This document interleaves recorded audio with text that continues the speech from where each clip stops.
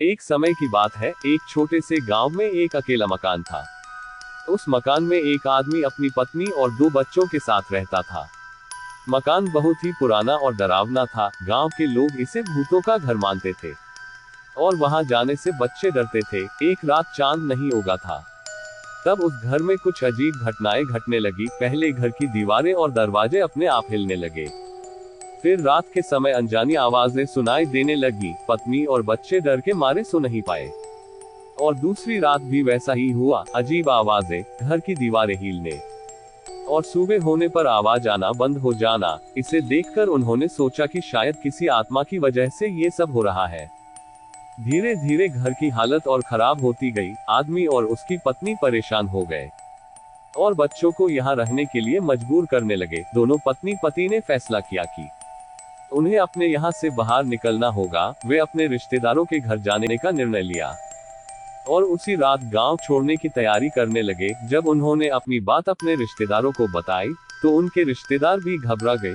कुछ लोग उन्हें यह मानने के लिए राजी नहीं हुए कि वहां भूत हो सकते हैं, लेकिन दूसरे लोगों ने उनके विश्वास किया और उन्हें अपने घर में आने की सलाह दी। अगले दिन को पूरी गांव की जनता उन्हें अपने घर में बुलाया और वह अपने नए घर में पहुंचे। नए घर में खुशहाली का आनंद लेने लगे। उनकी जिंदगी फिर से सामान्य हो गई और उन्होंने उस भूतनी संतान को भूल जाने का प्रयास किया। बाद में जब उन्होंने गांव के लोगों के साथ बातचीत की, तो उन्हें पता चला कि पुराने मकान का इतना खौफनाक माहौल इसलिए था क्योंकि वहां पहले एक बुजुर्ग आदमी रहता था जो कई साल पहले मर चुका था। जब उन्होंने उसे याद किया, तो उन्हें लगा कि शायद वह आत्मा अभी तक उस घर में बंद है। उस बुजुर्ग आदमी की आत्मा को शांति देने के लिए पंडित जी को बुलवाया। पंडित जी ने विशेष पूजा अर्चना की और घर की आत्मा को शांति प्राप्त करने का आह्वान किया। पंडित जी की पूजा अर्चना के बाद से पुराने मकान में कोई भी अजीब घटनाएं नहीं हुई। वहां की रोशनी स्थिर रही और कोई आत्मा की आवाज नहीं सुनाई दी।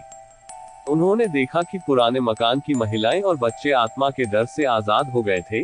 वे आराम से घर के काम में लग गए और गांव के लोग भी उनके साथ मित्रता से बातचीत करने लगे। पुराने मकान को धीरे धीरे एक सामान्य और सुरक्षित स्थान माना जाने लगा।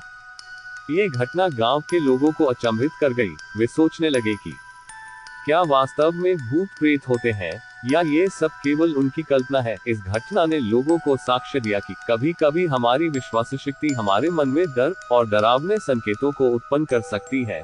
पुराने मकान में रहने वाले आदमी की पत्नी एक दिन बाजार जाने के लिए घर से बाहर निकली। वह बाजार में अपनी जरूरतों के लिए सामान खरीद रही थी। अचानक उसने बाजार में एक साधु महात्मा को देखा। साधु महात्मा बहुत ही पवित्र और आत्मज्ञानी दिख रहे थे। पत्नी ने उनसे बात की और उन्हें अपने घर आने का आमंत्रण दिया। साधु महात्मा ने उसकी आमंत्रण को स्वीकार करते हुए और साथ में घर आ गया। पति को इस नई घटना के बारे में बताया। पति भी चमत्कारिक रूप से साधु महात्मा के आगमन को देखकर आश्चर्यचकित हुए। साधु महात्मा ने घर में आकर दोनों पति पत्नी को आत्मज्ञान के बारे में सिखाने लगे। उन्होंने उन्हें मन की शांति, ध्यान और स्वयं के इंद्रिय शक्तियों के बारे में बताया। उन्होंने उन्हें योग और मेधावी तकनीकों का उपयोग करके इस अंतर्मन के द्वारा अद्भुत रूप से विकास करने के लिए प्रेरित किया। पति पत्नी ने साधु महात्मा के उपदेशों को गहराई से समझा और अपने जीवन में उन्हें अमल में लाने का निर्णय लिया। वे दिन रात योग और ध्यान का अभ्यास करने लगे और धीरे धीरे वे अपने मन को शांत और स्थिर करने में माहिर हो गए। उनके अंतर्मन से नई ऊर्जा और आत्मविश्वास की धारा बहने लगी। धीरे धीरे पति पत्नी के चरित्र में बदलाव आने लगा। उन्होंने अपने रिश्तों में समझौता किया, सहानुभूति और प्रेम का बहुत महत्व दिया और अपने परिवार और समाज के लिए उपयोगी बनने का प्रयास किया। एक दिन जब वे साधु महात्मा के साथ योग और ध्यान के बारे में बातचीत कर रहे थे, तभी उन्हें यह अनुभव हुआ कि वे अपने जीवन में एक ऊर्जा के प्रकाश का अनुभव करने लगे हैं। वे मन की गहराइयों में चमक और प्रकाश का अनुभव कर रहे थे। उन्होंने अपने आसपास की प्राकृतिक वातावरण की सुंदरता को नई नजर से देखना शुरू किया। वे पेड़ पौधों की महिमा, पशु पक्षियों की संगति और नदियों की शान को महसूस करने लगे। अपने नए आत्मज्ञान से प्रेरित होकर वे अब प्रकृति का सम्मान करते और उसके संतुलन और हार्मोनी के साथ जीने की चाह रखते थे। इस नए सोच और जीवन शैली के साथ पति पत्नी के जीवन में अनेक सकारात्मक परिवर्तन हुए। उनका स्वास्थ्य सुधारा, मन में शांति और संतुलन प्राप्त हुआ और वे अपने परिवार और समाज के लिए सक्रिय रहने लगे। धीरे धीरे उनका प्रभाव पड़ता रहा और उनके आसपास के लोग भी उनकी प्रेरणा लेने लगे। सभी देखकर हैरान हो गए कि कैसे इस पति पत्नी ने अपने जीवन में अस्थायी रूप से पुराने भयानक मकान से छुटकारा पाया और एक आनंदमय जीवन का आनंद लिया।